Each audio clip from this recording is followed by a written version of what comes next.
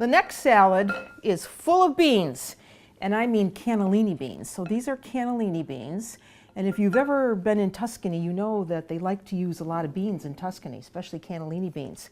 So you can buy them in a jar like this, see?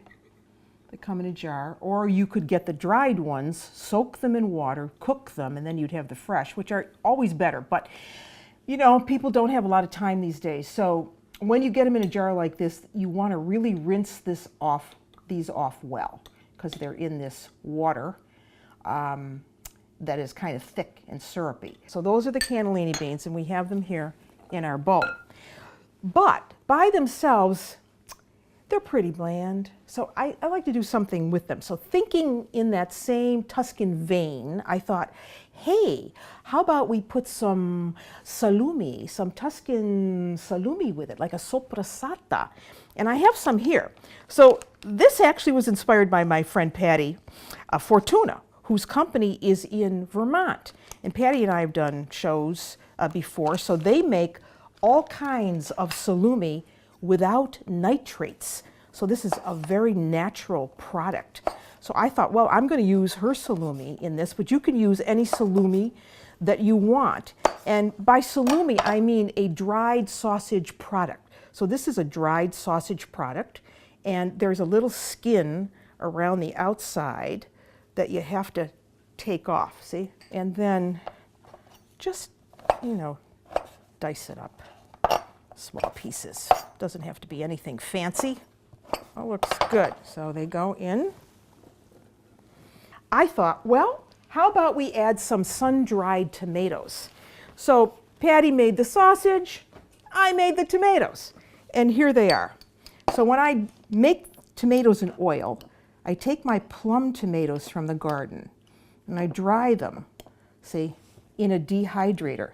Now, believe it or not, these are tomatoes from 216, yeah, and they are beautiful. So in the wintertime, I have these delicious tomatoes, but what happens when I put them on the dehydrator is that it really concentrates that flavor, the sugar in the tomatoes.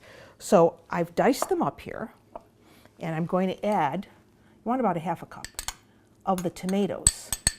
Now you can start to see that this is really going to taste good.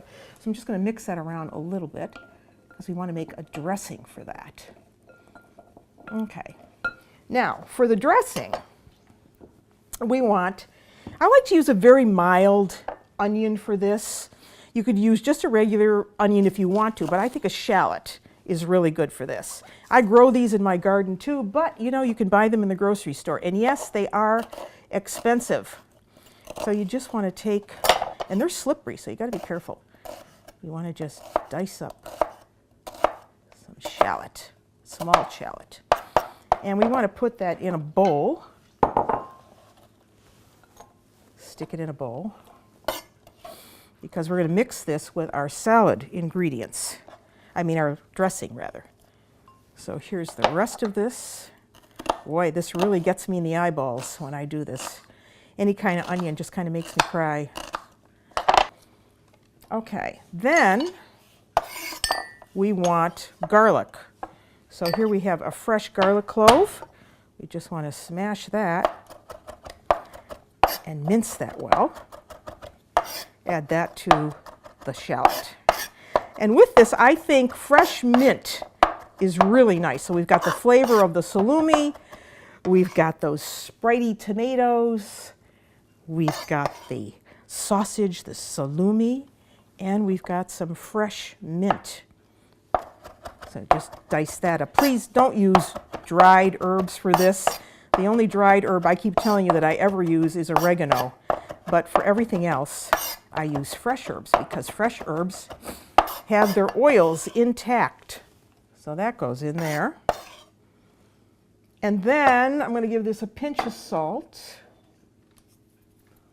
a little bit of pepper, just a, you know, I don't need much because I already have all of this spritey stuff. Okay, and then we want to add some olive oil. About 2 tablespoons of olive oil or so. That's about 2 tablespoons. And about 2 tablespoons of a good red wine vinegar. That looks about right. Just a smidge more. Okay, you whisk that all up. And then we just pour it. Now, you could serve this as is, just like this, but I like to do it over crusty bread. Makes a nice lunch.